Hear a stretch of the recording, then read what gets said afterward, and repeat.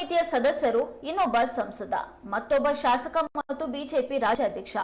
ಇದು ಕುಟುಂಬ ರಾಜಕಾರಣಕ್ಕೆ ಸಾಕ್ಷಿ ಎಂದು ಬಿಜೆಪಿ ಬಂಡಾಯ ಅಭ್ಯರ್ಥಿ ಕೆಎಸಿ ಹೇಳಿದರು. ಮಾಧ್ಯಮಗೋಷ್ಠಿ ನಡೆಸಿ ಮಾತನಾಡಿದ ಅವರು, 6 ತಿಂಗಳು ಖಾಲಿ ಇದ್ದ ಸ್ಥಾನಕ್ಕೆ ಯಡಿಯೂರಪ್ಪ ಹಠ ಹಿಡಿದು ತಮ್ಮ ಮಗನೇ ಬಿಜೆಪಿ ರಾಜ್ಯಾಧ್ಯಕ್ಷ ಆಗಬೇಕು ಅಂತ ಪಟ್ಟು ಹಿಡಿದಿದ್ದು ಕುಟುಂಬ ರಾಜಕಾರಣ ಅಲ್ವಾ? ಹಾಗೆ ಯಾರು ಪಕ್ಷಕ್ಕೆ ಶ್ರಮಿಸಿದ್ದಾರೋ ಹಾಗೂ ಹಿಂದುತ್ವವನ್ನ ಪ್ರತಿಪಾದಿಸುತ್ತಾರೋ ಅವರನ್ನ ಸೈಡ್ಲೈನ್ ಮಾಡಲಾಗ್ತಾ ಇದೆ ಎಂದು ಕೆಎಸಿ ಬಿಎಸ್ವೈ ವಿರುದ್ಧ ಕುಟುಕಿದ್ರು. 3 ಅಂಶವೂ ಇದೆ ಇದರಲ್ಲಿ. ಮನೆಯಲ್ಲಿ ಒಬ್ಬರು ಕೇಂದ್ರ ಚುನಾವಣಾ ಸಮಿತಿ ಸದಸ್ಯರು, ಒಬ್ಬ MP, ಇನ್ನೊಬ್ಬ MLA. 6 ತಿಂಗಳು ಖಾಲಿ ಇಟ್ಟು ಯಡಿಯೂರಪ್ಪನವ್ರು ಹಠ ಹಿಡಿದು ಅವ್ರ ಮಗನ್ನೇ ಹೋಗಿ ರಾಜ್ಯದ ಅಧ್ಯಕ್ಷರು ಮಾಡ್ಕೊಂಬಂದಿದ್ದು. ಇದೆಲ್ಲವೂ ಸೇರಿದೆ. ಇದು ಕುಟುಂಬದ ರಾಜಕಾರಣದ ಬಗ್ಗೆ. ಎರಡನೇದು, ಯಾರು ಅನೇಕ ವರ್ಷಗಳಿಂದ ಪಕ್ಷದ ಕೆಲಸ ಮಾಡ್ಕೊಂಬಂದಿರೋಂಥ ಹಿಂದುತ್ವದ ಬಗ್ಗೆ ಹೋರಾಟ ಮಾಡ್ತಿರೋಂಥ ವ್ಯಕ್ತಿಗಳಿಗೆ ಪಕ್ಕಕ್ಕೆ ಸರಿಸ್ತಾ ಇರೋದು ಬಸವನಗೌಡ ಪಾಟೀಲ್ ಯತ್ನಾಳ್. ಯಾಕೆ ಅವ್ರಿಗೆ ತೊಂದರೆ ಕೊಡ್ತಾ ಇದ್ದೀರಿ? CT ರವಿ ಚಿಕ್ಕಮಗಳೂರಿನಿಂದ ಅವ್ರು MP ಆಗೇ ಆಗ್ತಿದ್ರು. ಶೋಭಾಗೆ ಅಲ್ಲಿ ಜನ ಬೇಡ ಅಂದರು. ಇವ್ರು ತೊಗೊಂಡು ಬೆಂಗಳೂರು ಉತ್ತರಕ್ಕೆ ಕೊಡೋ ಅವಶ್ಯಕತೆ ಏನಿತ್ತು? ಯಾಕೆ CT ರವಿ ಕೊಟ್ಟಿಲ್ಲ? ಹಿಂದುತ್ವ ಪರವಾಗಿ ಹೋರಾಟ ಮಾಡೋನು. ಪ್ರತಾಪ್ ಸಿಂಹ ಮೈಸೂರು MP, ಅವ್ರು ಯಾಕೆ ಕೊಟ್ಟಿಲ್ಲ? ಯದುವೀರಿಗೆ ಕೊಟ್ಟರಿ, ಫೈನ್. ಇಲ್ಲಿ ಚಿಕ್ಕಮಗಳೂರಿಂದ ತೊಗೊಂಡೋಗಿ ಶೋಭಾಗೆ ನೀವು ಬೆಂಗಳೂರು ಉತ್ತರ ಕೊಡ್ತೀರಿ. ಅದೇ ರೀತಿ ಪ್ರತಾಪ್ ಸಿಂಹಗೆ ಯಾಕೆ ಕೊಡಲಿಲ್ಲ? ಬೇರೆ ಕಡೆ ಕೊಡ್ಬೋದಿತ್ತಲ್ಲ. ಸದಾನಂದ ಗೌಡರು ನಾನು ನಿಲ್ಲಲ್ಲ ಅಂತ 6 ತಿಂಗಳು ಮುಂಚೆ ಹೇಳಿದ್ರು. ನಮ್ಮ ರಾಜ್ಯ ನಾಯಕರುಗಳು ಹೋಗಿ ನೀನೇ ನಿಂತ್ಕೋಬೇಕು ಅಂತೇಳಿ ಒತ್ತಾಯ ಮಾಡಿ ಮತ್ತೆ ರಾಜಕಾರಣದಲ್ಲಿ ಆ್ಯಕ್ಟಿವ್ ಮಾಡಿಸಿ ಈಗ ಯಾಕಪ್ಪನ ಅಪಮಾನ ಮಾಡ್ತಿದ್ದೀರಿ? ಹಾಗಾಗಿ ಭಾರತೀಯ ಜನತಾ ಪಾರ್ಟಿಯ ನಾಯಕರುಗಳು ಯಾರಿದ್ದಾರೆ, ಹಿಂದುತ್ವದ ಹೋರಾಟಗಾರರಿದ್ದಾರೆ, ಅವರಷ್ಟು ಜನಕ್ಕೆ ಪಕ್ಕಕ್ಕೆ ಸರಿಸ್ತಾ ಇದ್ದಾರಲ್ಲ, ಇದನ್ನು ಶಿವಮೊಗ್ಗ ಕ್ಷೇತ್ರದ ಜನ ಒಪ್ಪಲ್ಲ. ಮೂರನೇದು, ಇಡೀ ರಾಜ್ಯದಲ್ಲಿ ಸಂಘಟನೆಯಲ್ಲಿ ಕೆಲಸ ಮಾಡಿರೋಂಥ ಹುಡುಗರು, ಕಾರ್ಯಕರ್ತರು, ನಾಯಕರು ಈ ಕೆಲಸ ಮಾಡಿರು, ಎಲ್ರಿಗೂ ಅತೃಪ್ತಿ. ಯಾರಿಗೂ ಏನೂ ಕೇಳಲ್ಲ. ಅವರಷ್ಟಕ್ಕೆ ಅವ್ರಿಗೆ ಮಾಡ್ತಾರೆ, ಅವರಷ್ಟಕ್ಕೆ ಅವ್ರಿಗೆ ನಾಮಿನೇಟ್ ಮಾಡ್ಕೋತಾರೆ, ಅವರಷ್ಟಕ್ಕೆ ಅವ್ರಿಗೆ ಕಮಿಟಿ ಮಾಡ್ತಾರೆ. ಪಕ್ಷಕ್ಕೂ ಸಂಬಂಧ ಇಲ್ಲದ ವ್ಯಕ್ತಿಗಳಿಗೆ ಸ್ಥಾನಮಾನಗಳು. ಮನೆ ರಾಜ್ಯಾಧ್ಯಕ್ಷರಾಗಿ ವಿಜೇಂದ್ರ ಅಧ್ಯಕ್ಷರಾಗ್ತಿದ್ದಂಗೆ ರಾಜ್ಯದ ಪದಾಧಿಕಾರಿಗಳ ಕಮಿಟಿ ಘೋಷಣೆ ಮಾಡಿದ್ರು. ಯಾವ ರಾಜ್ಯ ನಾಯಕರು ಕೋರ್ ಕಮಿಟಿ ನಾಯಕರಿಗೂ ಕೇಳಲಿಲ್ಲ. ಒಂದು ರೀತಿಯ ಒಂದು ಕುಟುಂಬದ ಹಿಡಿತದಲ್ಲಿರೋದನ್ನ ಇಡೀ ರಾಜ್ಯದ ಕಾರ್ಯಕರ್ತರು ನೋವಿದೆ. ಈ 3 ಅಂಶದ ಬಗ್ಗೆ ರಾಜ್ಯದ ಜನ, ಜಿಲ್ಲೆ ಜನ ನನಗೆ ಬೆಂಬಲ ಕೊಡ್ತಾರೆ ಅಂತ ವಿಶ್ವಾಸ ಇದೆ.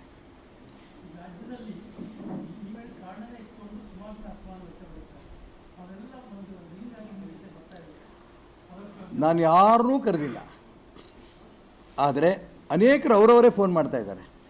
ಶಿವಮೊಗ್ಗ ಲೋಕಸಭಾ ಕ್ಷೇತ್ರದಲ್ಲಿ ಸಾಕಷ್ಟು ಜನ ನಮ್ಮ ಪರಿಚಯಸ್ಥರಿದ್ದಾರೆ, ಸಂಬಂಧಿಕರಿದ್ದಾರೆ. ನಾವು ಕೂಡ ನಮ್ಮ ಕ್ಷೇತ್ರದ ಏನು ಕೆಲಸ ಮಾಡಿಕೊಂಡು ನಾವು ಏನು ಸಹಕಾರ ಕೊಡಬೇಕು ನಾವು ಕೊಡ್ತೀವಿ.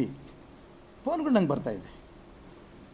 ನಾನೂ ಮನವಿ ಮಾಡ್ತೇನೆ, ಇಡೀ ರಾಜ್ಯದಲ್ಲಿರೋಂಥ ಕಾರ್ಯಕರ್ತರು, ನಿಮಗೆ ಸಂಬಂಧಿಕರು, ಸ್ನೇಹಿತರು ಯಾರ್ಯಾರು ನಮ್ಮ ಜಿಲ್ಲೆಯಲ್ಲಿದ್ದಾರೆ, ನೀವು ಪತ್ರ ಬರೀತಿರೋ, ಫೋನ್ ಮಾಡ್ತಿರೋ, ಒಟ್ಟಾರೆ ನನಗೆ ಬೆಂಬಲ ಕೊಡೋ ದಿಕ್ಕಿನಲ್ಲಿ ನೀವು ಸಹಕಾರ ಕೊಡಿ ಅಂತ ನಾನು ಅವ್ರಿಗೂ ಕೂಡ ಮನವಿ ಮಾಡ್ತೇನೆ.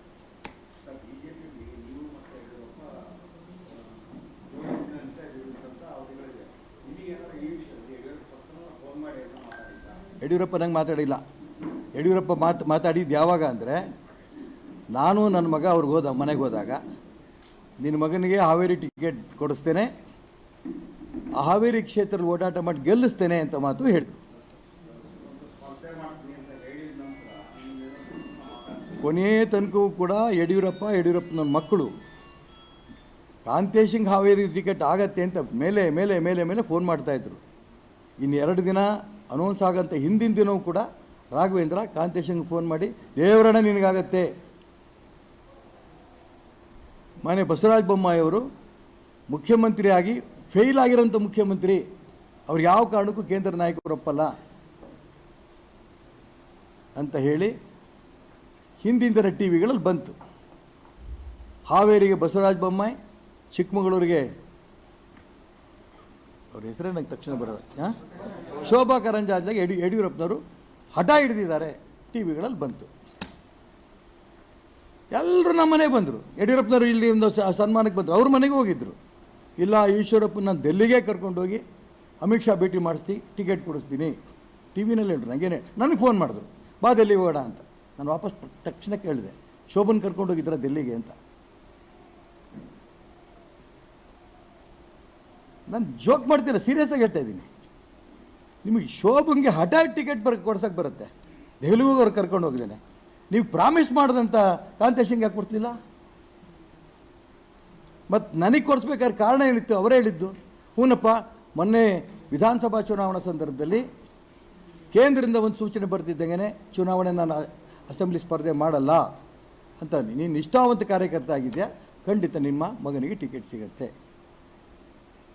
ಇಷ್ಟು ನೇರ ಮೋಸ ಮಾಡಿದ್ದು ಎಲ್ಲವೂ ಸೇರಿದೆ. ಇದು ನನಗೆ ಗೊತ್ತಿಲ್ಲ.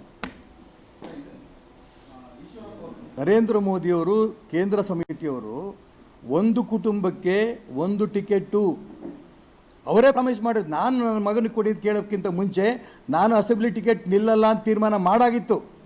ನಮ್ಮಲ್ಲಿ ಯಾರು MLA ಇರಲಿಲ್ಲ, ಯಾವ MP ಇರಲಿಲ್ಲ, ಯಾವ MLC ಇರಲಿಲ್ಲ. ಮನೆಗೆ ಒಂದು ಟಿಕೆಟ್ಟು ಅಂದಾಗ ಯಾಕೆ ಕೊಡಲಿಲ್ಲ ಹಾಗಾರೆ? ಇದೂ ಸೇರಿದೆ ಅದರಲ್ಲಿ.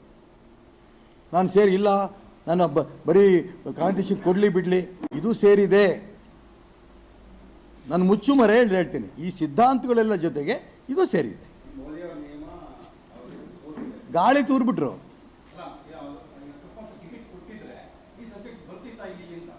ಎಲ್ಲಿ ಹೇಳಬೇಕು ಅಲ್ಲಿ ಹೇಳ್ತಿದ್ದೆ.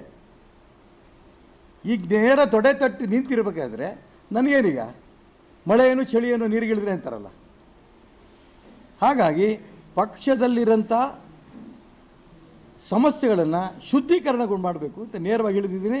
ಚುನಾವಣೆ ಮುಗೀತಿದ್ದಂಗೆ ಬರೆದಿಟ್ಕೊಳ್ಳಿ, ರಾಘವೇಂದ್ರ ರಾಜ್ಯದ ಅಧ್ಯಕ್ಷ ಸ್ಥಾನಕ್ಕೆ ರಾಜೀನಾಮೆ ವಿಜಯ ಕೊಡಬೇಕಾಗತ್ತೆ. ಮತ್ತು ಇಡೀ ರಾಜ್ಯದಲ್ಲಿ ಯಾರ್ಯಾರು ಪಕ್ಷದ ಕಾರ್ಯಕರ್ತರಿಗೆ ಅನೇಕ ವರ್ಷಗಳಿಂದ ಕೆಲಸ ಮಾಡ್ಕೊಂಡು ಬಂದಿದ್ದಾರೋ ಅವರೆಲ್ಲರೂ ಕೂಡ ಶಕ್ತಿ ಬರುತ್ತೆ ಪಕ್ಷ ಕಟ್ಟೋದಕ್ಕೆ. ಒಟ್ಟಿಗೆ ಕೂತ್ಕೊಂಡು ಚರ್ಚೆ ಮಾಡೋಂಥ ಪದ್ಧತಿ ಶುರು ಆಗುತ್ತೆ. ಅಲ್ಲಿಂದ ಮುಂದೆ ಇಡೀ ದೇಶ ಯಾವ ರೀತಿ ಭಾರತೀಯ ಜನತಾ ಪಾರ್ಟಿ ಚಟುವಟಿಕೆ ಇದೆಯೋ, ಕರ್ನಾಟಕ ರಾಜ್ಯದಲ್ಲೂ ಆ ರೀತಿ ಚಟುವಟಿಕೆಗಳು ಆರಂಭ ಆಗುತ್ತೆ.